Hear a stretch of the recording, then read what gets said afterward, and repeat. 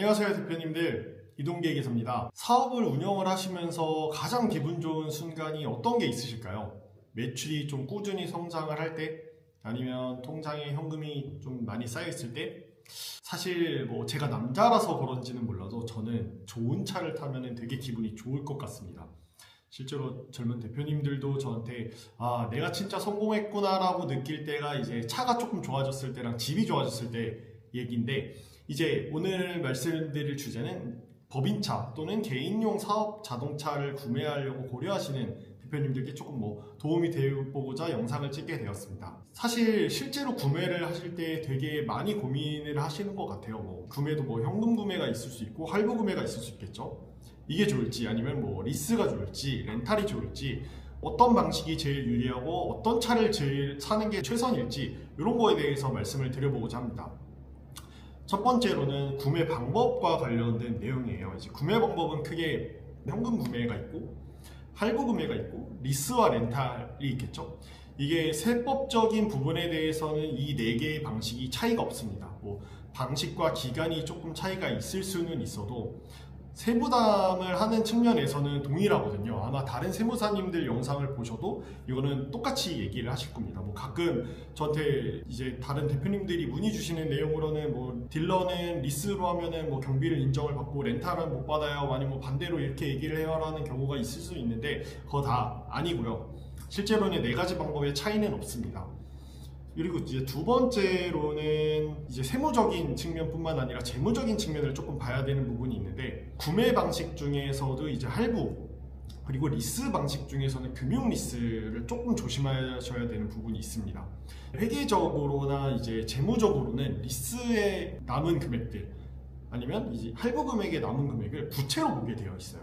이 두 방법을 택하셨을 때는 재무상태표에 부채가 올라가게 되고, 부채로 올려갔을 때 나중에 사업용 대출을 받으신다든지 할 때 이제 금융기관에서 대출을 조금 적게 하거나 심지어 거절하는 경우도 있을 수도 있고요. 그래서 내가 지금 현금이 많다, 사실 절세 효과보다 더 중요한 게 애초에 돈을 적게 내는 게 제일 중요하잖아요. 그래서 현금이 많으시고 이자 부담이 싫다라고 하시면 현금으로 사실 차를 사시는 게 가장 저렴하게 차를 구매를 하시는 방법인 거고, 이런 기간 안분을 조금 하면서 경비도 인정을 받고 싶다라고 했을 때는 운용 리스나 장단기 렌트로 운용을 하시는 게 가장 좋은 방식이기는 하십니다. 그리고 여기서 하나 또 주의하셔야 되는 게, 구매를 하거나 리스 기간이 끝나서 이제 취득하신 자동차를 되팔 때 되파는 거에 대해서 부가가치세가 부과되는 경우가 있어요. 이게 세금계산서도 발행을 하고, 저희가 낸 돈에 대해서는 부가가치세 매입세액 공제라는 걸 받을 수가 없지만, 오히려 팔 때는 그 판 부분에 대해서는 매출세액을 납부해야 되는 경우가 있으니까, 이 부분에 대해서는 이제 리스 만기에 인수를 하실 때 조금 고민을 해주셔야 된다 라고 말씀을 드릴 수가 있습니다. 자, 그러면 마지막으로 한 가지 짚고 넘어갈 사항이 더 있습니다. 바로 브랜드를 운영을 하시거나 스마트 스토어, 이커머스 아니면 스타트업, 좀 회사가 빨리 크고 있는 회사를 운영하고 있는 대표님들이 조금 관심을 가질 수 있는 내용인데요. 바로 엑시트, 기업 매각과 관련된 내용입니다. 법인차랑 엑시트랑 무슨 상관이 있지? 라고 생각을 하실 수는 있는데, 일단은 이게 실무적으로 이 내용은 나중에 다른 영상으로 조금 더 자세히 다루겠지만, 엑시트를 하는 경우에는 일단 매수자와 매도자가 어느 정도 컨택을 하고 난 이후에 서로 이제 매각 금액을 어느 정도는 합의를 하고 오시는 경우가 대다수예요. 실무적인 보고서 같은 경우에는 그 매각 대금에 대한 기초 자료의 역할을 하는 경우가 이제 실무적으로는 좀 많습니다. 근데 이때 이 매각 대금을 결정하는 방법이 현재 영업이익의 10배, 정말 성장성이 큰 회사는 20배까지 받기도 하는데, 문제는 이 법인차를 운영을 했을 때 영업이익에 영향이 있다는 점입니다. 사실 정확하게 하면 영업이익의 배수를 적용을 하는 게 아닌 에비타라고 하는 영업이익의 감가상각비를 다시 더한 금액을 기준으로 배수가 적용을 해야 하는데, 그냥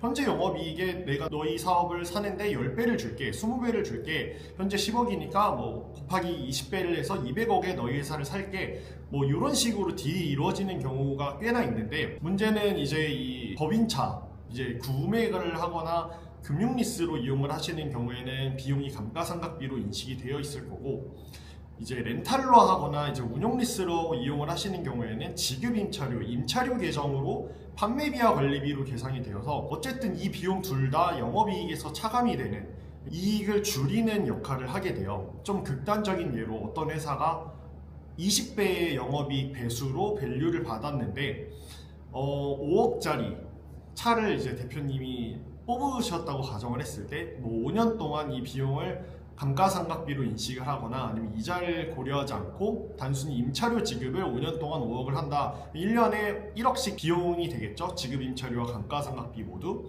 이 경우에는 이 1년에 1억이라는 이 돈이 배수가 20배를 만나면 이는 기업 가치의 20억의 차이까지도 가지고 올 수 있습니다.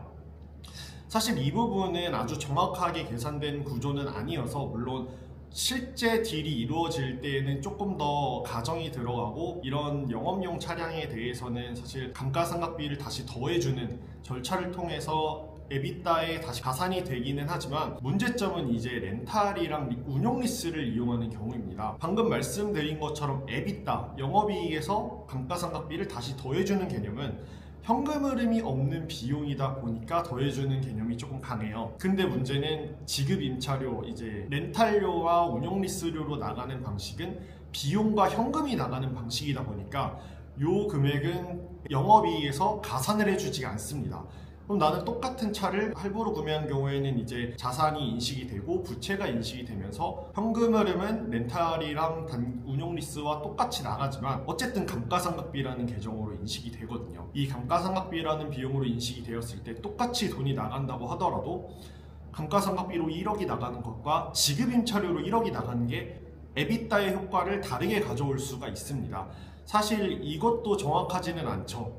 원칙적으로는 두 회사의 기업 가치에 영향을 주면 안 되는 행위이기는 하는데 이게 사실 우리 이 지급 임차료도 사실상 차량을 구매해서 타는 거와 똑같기 때문에 임차료만큼을 다시 영업이익에다 더해서 우리의 기업 가치를 더 높게 평가해 주세요 라고 말하기가 실질적으로는 어려운 상황이다 보니까 만약에 3년에서 5년 이내에 기업의 매각을 고려를 하고 있으신 경우라면 그리고 차가 필요하신 경우라면 이제 할부를 이용해서 차량을 취득을 하든지 금융 리스를 이용해서 취득을 하든지 아니면 현금을 이용해서 고정자산, 우리의 유형자산으로 갖고 있는 편이 기업 가치에 조금 더 이득이 될 수 있는 부분이 있다라고 말씀드릴 수는 있을 것 같습니다.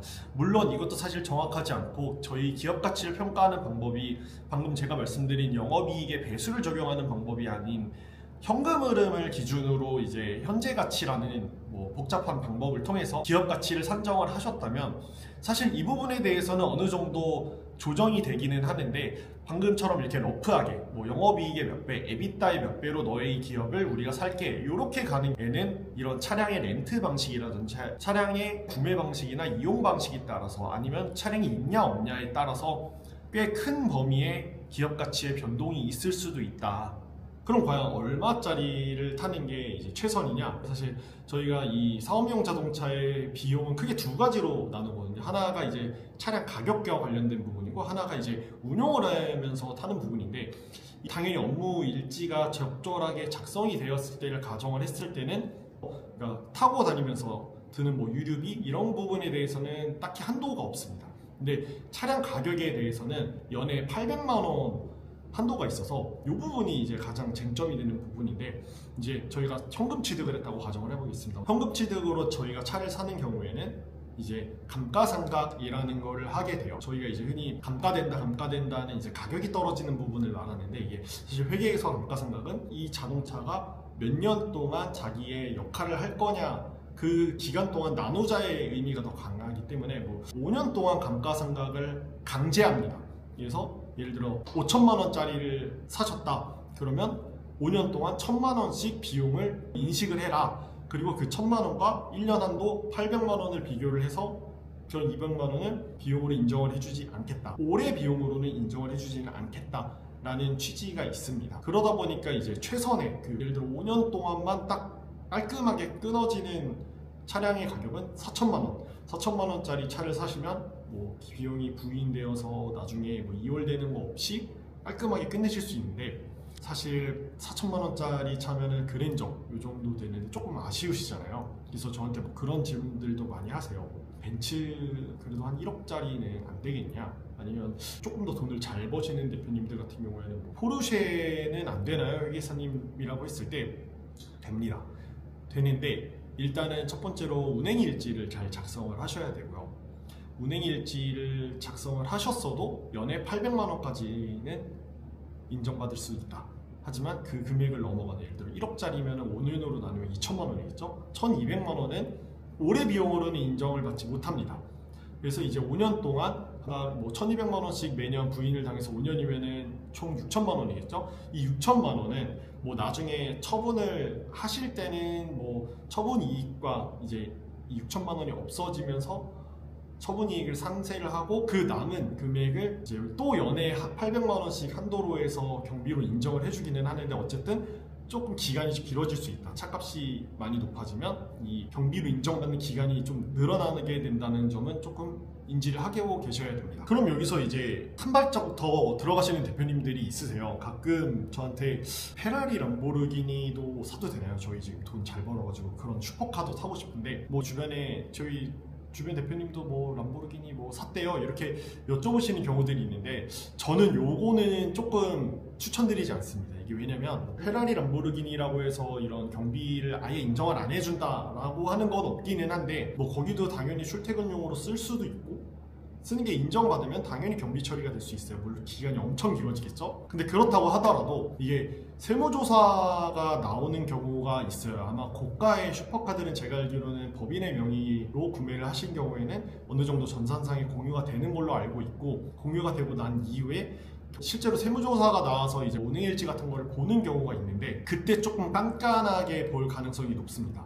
실제로 제가 지난달에 이제 감사인으로서 나갔었는데, 거기 회장님이 이제 뚜껑 열리는 페라리를 멋있게 타시더라고요. 세무조사 나왔다는 얘기를 듣고 제가 여기 회계 부장님한테 여쭤봤어요. 혹시 세무조사관들이 페라리 얘기를 안 했나요? 뭐 했을 것 같은데 라고 했더니 아니나 다를까 이제 그 페라리를 딱 집었다고 하더라고요. 그래서 운행일지를 가지고 와봐라. 그래서 이제 당연히 운행일지도 기록을 해두셨어요. 아마 운행일지를 쓰는 방법에 대해서는 이제 아직 모르실 텐데, 일반적으로는 그냥 셀프로 작성을 합니다. 엑셀에다가 이제 셀프로 저 오늘 뭐 거래처 어디 방문하고 몇 킬로 탔다. 사실 이거에 대해서 증빙을 갖추기가 쉽지가 않아요. 저희가 뭐 거래처를 갈 때마다 이걸 사진으로 남기고 할 수는 없다 보니까, 진짜로 갔어도 이제 세무조사관들이 진짜 갔는지에 대해서 증거를 제출해봐라. 뭐 고속도로를 이용을 했거나 하이패스를 이용한 경우에는 뭐 하이패스 기록을 제출을 해보라고 하든지, 아니면 회사 사무실로 왔다? 회사 사무실로 왔을 때 그걸 입증할 수 있는 추가적인 증빙을 제출하라고 했을 때, 이거를 제출을 못하는 경우에는 아예 운행 기록을 인정을 안 해주는 경우가 있습니다. 이 경우에는 사실 부인당한 비용이 유보돼서 나중에 경비로 인정을 받는 게 아니라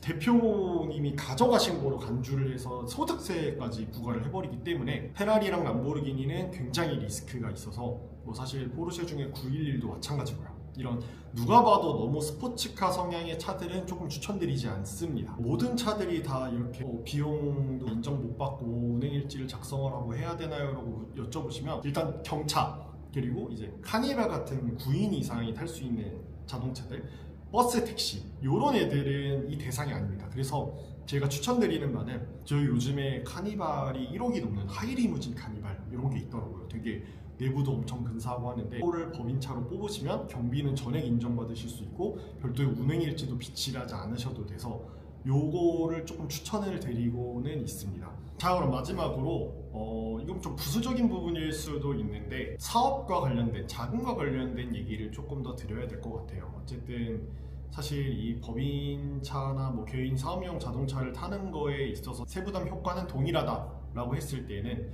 이제 뭐 큰 목돈이 아무래도 들어가는 것보다는 이 목돈을 조금 아끼고 내가 이제 미래 사업을 위한 투자라든지 뭐 매입을 늘릴 수도 있고, 뭐 정말 큰 규모라고 하면은 외부 투자가 있을 수도 있으니까 그 부분을 조금 더 선호를 하신다면, 사실 이자를 어느 정도는 부담을 하시더라도 저는 리스나 뭐 렌탈 방식으로 가는 게 맞다고 생각이 듭니다. 사실 목돈을 나가는 게 꽤나 사업상으로는 출혈이 있을 수 있는 부분이죠. 기회비용 측면에서 어쨌든 자동차를 한 번에 사는 건 이제 결국 가치가 줄어드는 자금인 거고, 이게 외부 투자로 했을 때 저희 매출이 다음 달 매출이 20-30% 늘어날 수 있는 상황이라면 현금 취득은 지양을 하시는 게 맞습니다. 뭐 사실 이렇게 숫자적으로 세무적인 거로만 말씀은 드리지만, 그런 말씀을 되게 많이 하세요. 의외로 거래처에서도 차를 보는 경우가 있다. 이제 이 부분은 조금 극과 극인데, 차가 좋아서 저 사람은 실력이 있나 보다, 아니면 저 사람의 사업체가 어느 정도 잘 되나 보다라고 생각을 하시는 경우도 있고, 물론 이것도 뒷받침이 어느 정도는 되어 주셔야 되기는 합니다. 이렇게 생각을 하시는 경우들도 꽤나 있다고 합니다. 그래서 오히려 이 부분이 먹혀서 영업이 되는 경우들도 없지는 않다고 해요. 그리고 두 번째로는 이제 본인의 동기부여 측면이죠. 아무래도 뭐 어떤 대표님들 중에 내가 이 차를 사는 것보다 더 많은 걸 벌어야 되기 때문에 이제 더 열심히 살아야 돼, 뭐 이런 심리적인 측면도 있고, 아니면 자기의 보상 측면도 있어서 사실 이 부분도 어느 정도는 아무래도 사람이 하는 사업이다 보니까 고려를 해야 되지 않을까 싶습니다. 자, 그럼 마지막으로 정리를 해보겠습니다. 결국에는 할부, 리스, 현금, 뭐 어떤 방식이든 세무적인 고민보다는 나머지의 다른 측면의 고민이 더 중요하다. 그리고 정말 좋은 방법은 하이리무진 카니발을 사는 것이다. 뭐 어쨌든 뭐 복잡한 세금 계산 같은 거는 크게 고민하지 않으셔도 되고요. 나머지 이제 다른 부수적인, 오히려 그게 주죠. 그런 거를 조금 더 고민을 하셔서 현명하신 법인차, 사업용 자동차 선택하시길 바라겠습니다. 감사합니다.